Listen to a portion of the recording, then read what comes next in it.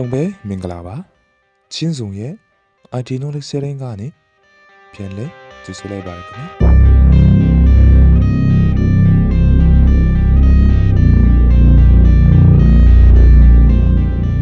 ဒီကနေ့ကျွန်တော် sharing ပြန်လဲမျှဝေပေးသွားမယ်ကျွန်ရကတော့ YouTuber စလုပ်ချင်တဲ့မြန်မာနိုင်ငံသားများအတွက်ပေါ့နော် channel အသစ်စနစ်တစ်ချက်ဖွင့်ရမယ့်နည်းလမ်းကိုကျွန်တော် sharing လုပ်ပြီးသွားချင်ပါတယ်ခင်ဗျာ Okay ကျွန်တော်ဗီဒီယိုမစသေးခင်နေ့ပညာဆိုင်ရာဗိုလ်တော်တွေကိုမမြင်ရတာဆက်လက်ကြည့်ရှုနေရန်ချစ်စွန် channel ကို subscribe နေပြီးဖို့တောင်းဆိုချင်ပါတယ်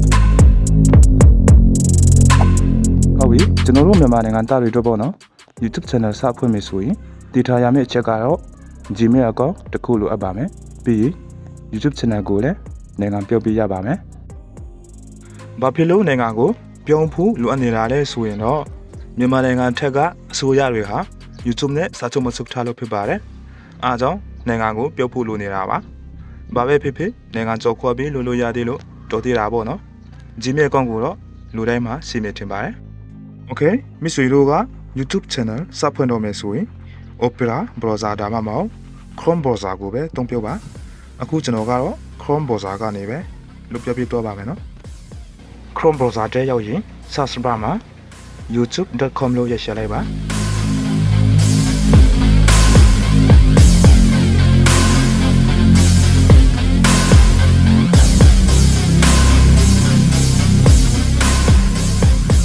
ဟုတ်ပြီကျွန်တော်တို့ YouTube site ထဲကိုရောက်ပြီးတော့ပြီဆိုရင်တော့ဘီနာကလိုပုံလေးကိုနှိပ်ပြီးတော့ Gmail account ကို sign in ဝင်လိုက်ပါခင်ဗျာ Okay ဒီနေရာမှာကျွန်တော်ကတော့ Gmail login ဝင်ပေးတာဖြစ်လို့ထပ်ဝင်ပေးချင်မလို့တော့ပါဘူးတကယ်လို့မိတ်ဆွေက login မဝင်သေးဘူးဆိုရင်တော့ဝင်ရလိုအပ်ပါတယ်ခင်ဗျာ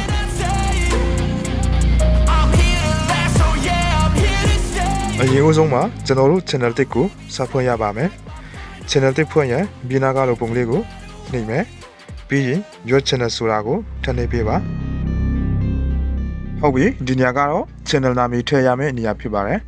ကျွန်တော်တို့ထားချင်တဲ့ channel နာမည်ကိုရေးပြရမှာဖြစ်ပါတယ်ခင်ဗျာကျွန်တော်ကတော့ channel နာမည်မပြင်တော့ပါဘူးเนาะ create channel ကိုပဲတားနှိပ်လိုက်ပါမယ်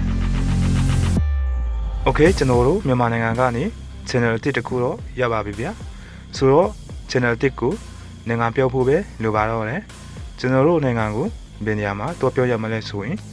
YouTube Studio ထဲမှာတော့ပြောရမှာဖြစ်ပါတယ် Okay YouTube Studio ထဲကိုဝင်ရအဲ့နေရာလေးကိုနှိပ်လိုက်ပါပြီးရင်တော့ desktop site ဆိုတာကိုထပ်နှိပ်ရမှာဖြစ်ပါတယ်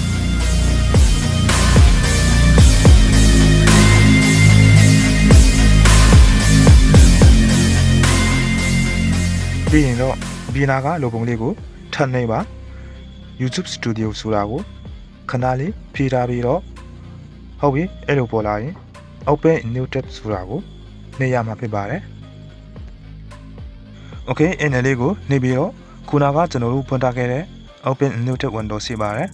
YouTube Creator Studio ဆိုတာကိုနှိပ်ပေးလိုက်ပါပြီးရင် Continue to Studio ကိုနှိပ်ပေးရမှာဖြစ်ပါတယ်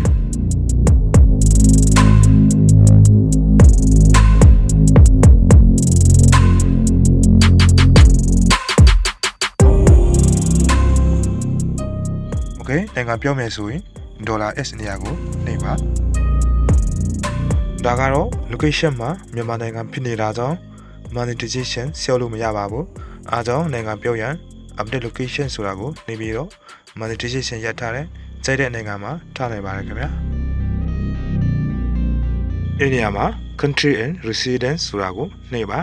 အဲ့မှာ monetization ရနိုင်တဲ့နိုင်ငံတွေကိုပေါ်လာမှာဖြစ်ပါတယ်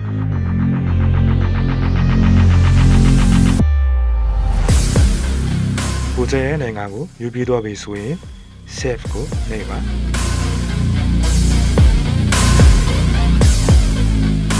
โอเคမိတ်ဆွေတို့နိုင်ငံကိုချင်းပြီးသွားပါကအဲ့လိုမျိုးနဲ့ပေါ်လာမှာဖြစ်ပါတယ်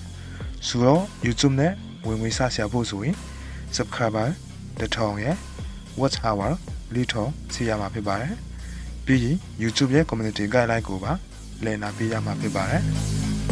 community guideline မှာဘာလို့ရှိနေတာလဲဆိုရင်တော့မိတ်ဆွေကဒုမြဗီဒီယိုကို download ဆွဲချပြီးကို channel မှာပြန်တင်လို့မရပါဘူး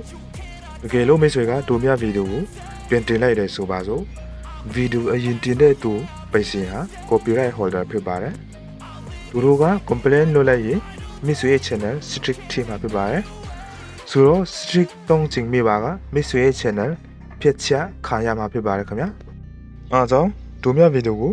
လုံးဝပြန်တင်လို့မရပါဘူးဆိုတာ Missue တို့နားလည်တော့မယ်ထင်ပါတယ် copyright holder က removal request မလုပ်ခဲ့ဘူးဆိုရင်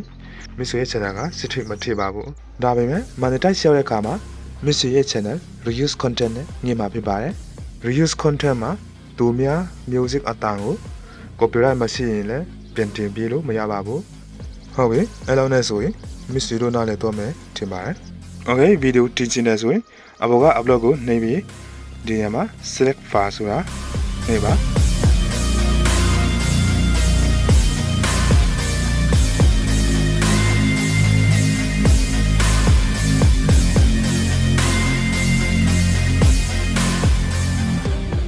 Okay ဒီနေရာမှာကျွန်တော်တို့တင်ချင်တဲ့ဗီဒီယိုကိုရွေးပြီးတော့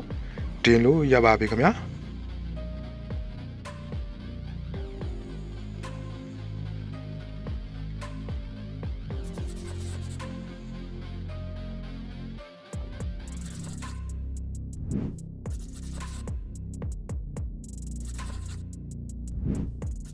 Okay အားလုံးစီပြေသွားပြီဆိုတော့ကျွန်တော်ရဲ့ဗီဒီယိုကိုဒီလောက်နဲ့ပဲဆုံးသတ်ပါမယ်